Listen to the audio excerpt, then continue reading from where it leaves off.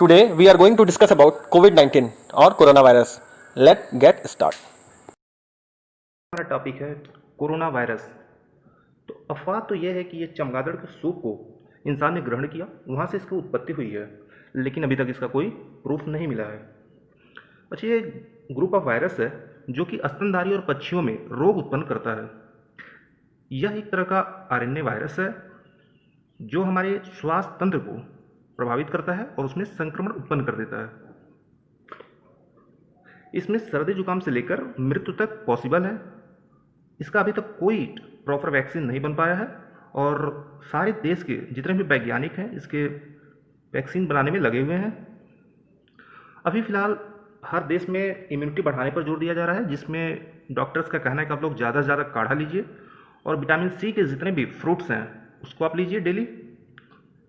अच्छा, चीन की वुहान शहर से ये उत्पन्न हुआ था सबसे पहले और इसको WHO के वैज्ञानिकों ने इसका नाम कोविड-19 रखा, जिसका पूरा नाम सबको पता है। CO से कोरोना, VI से वायरस और D से डिजीज़। चूँकि ये 2019 में दिसंबर मंथ में फैला था, इसलिए इसका पूरा नाम कोविड-19 रखा गया है। भारत में इसकी स्थिति की बात करें तो भारत में अब काफ़ी तेज़ी से पैर पसार रहा है, इसलिए भारत में सारे गैर आवश्यक कार्य रोक दिए गए हैं और सरकार का कहना है कि बचाव ही इसका एकमात्र इलाज है। उसके लिए लॉकडाउन करना बहुत ज़रूरी है और उसके लिए सरकार ने बहुत कड़े और स्ट्रिक्ट कदम भी उठाए थे, जिसमें 15-15 दिन का करके लगभग 45 डे का लॉकडाउन रखा गया था, जिसमें जितने भी गैर आवश्यक कार्य थे उन सारे कार्यों को रोक दिया गया है। अच्छा, यूपी में इसके लिए टीम 11 एक कमेटी बैठाई गई है जो यूपी में सारे नागरिक को प्रॉपर हेल्प पहुंचा रही है। जिसको खाने की दिक्कत है उसको खाना, जिसको हेल्प चाहिए उसको हेल्प। उसके लिए योगी जी ने एक टीम गठित की है जिसको हम टीम 11 कहते हैं। स्टार्टिंग में चीन में कुछ दिनों के लिए वहाँ भी लॉकडाउन लगा हुआ था काफ़ी लंबे समय तक। उसके बाद वहाँ से भी हटा लिया गया, क्योंकि हमें इकोनॉमी को भी देख के चलना है ताकि देश काफ़ी पीछे ना चला जाए, तो उसके लिए लॉकडाउन हटाना भी पड़ता है कभी कभी। इसमें हाईएस्ट अगर आप डेथ रेट देखेंगे तो किस किस देश में हुआ है, तो सबसे ज़्यादा डेथ रेट अगर आप बात करो, सबसे पहले अमेरिका में, उसके बाद स्पेन, इटली, फ्रांस, इंडिया, ये सब काफ़ी से प्रभावित रहे हैं। अमेरिका के जो अभी डोनाल्ड ट्रंप जो प्रेसिडेंट है, उनका ये भी कहना है कि यह जो हमला है यह पर्ल हार्बर और जो 9/11 के आतंकी हमले से भी काफ़ी बड़ा है। अच्छा, इसके सिम्टम्स क्या क्या हैं? इसमें मैक्सिमम आप देख रहे होंगे कि 88% केसेस में बुखार होता है। बाकी कुछ केसेस में खांसी, सर्दी जुकाम, सिर दर्द, ठंड लगना। 4% केसेस में डायरिया भी देखा गया। इसमें कई केसेस में तो ऐसा हो रहा है कि इसमें कोई लक्षण ही नहीं दिखाई दे रहा है, जिससे आदमी को पता ही नहीं चल रहा है। उसके बाद कुछ दिनों बाद जब यह फैल जा रहा है, कम्युनिटी में फैल जा रहा है, तब पता चल रहा है कि हाँ, इनको कोरोना वायरस था। तो शुरुआती 3 से 4 दिन में कोई लक्षण इसमें दिख नहीं रहा है, इसलिए ये और भी खतरनाक हो जाता है। इसमें कफ और सूखी खांसी भी एक है, वो भी बहुत ही खतरनाक है।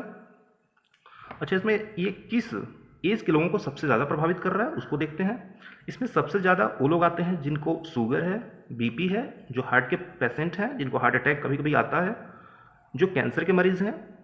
तो इसमें 80% से ज़्यादा जो डेथ रेट आप देखेंगे इंडिया में, तो वो उन लोगों को हो रहा है जो जिनकी एज 80 साल से ज़्यादा है।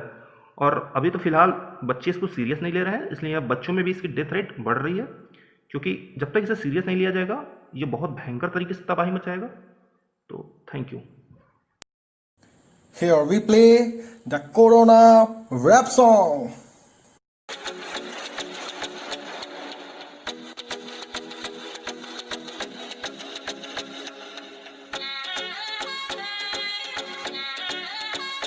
कोरोना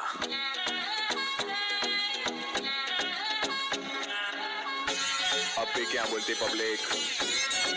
कोरोना जो नहीं नाचता उसको भी नचाया।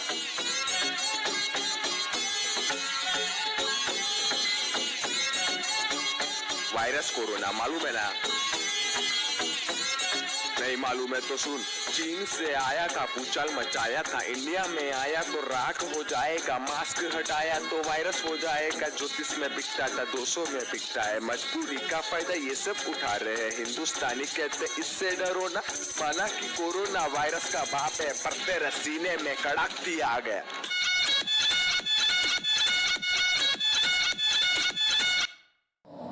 थंबनेल में देख के आप जो यहाँ तक पहुँचे हैं तो मैं आपको बता दूं कि कोरोना वायरस और संदीप महेश्वरी के बीच में कोई संबंध नहीं है, वो बिल्कुल ठीक है। यहाँ पे हम रोज़ एक वीडियो किसी ऐसे सेलेब के बारे में डालेंगे और उनके कुछ अननोन फैक्ट के बारे में बात करेंगे जिसके बारे में नॉर्मली किसी को नहीं पता है। तो संदीप महेश्वरी के बारे में शुरू करते हैं। इनका जन्म 28 सितंबर 1980 में हुआ था।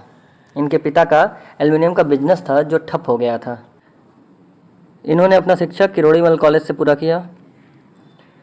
इन्होंने 26 साल की आयु में एक कंपनी बनाई जिसका नाम था इमेज बाज़ार कंपनी।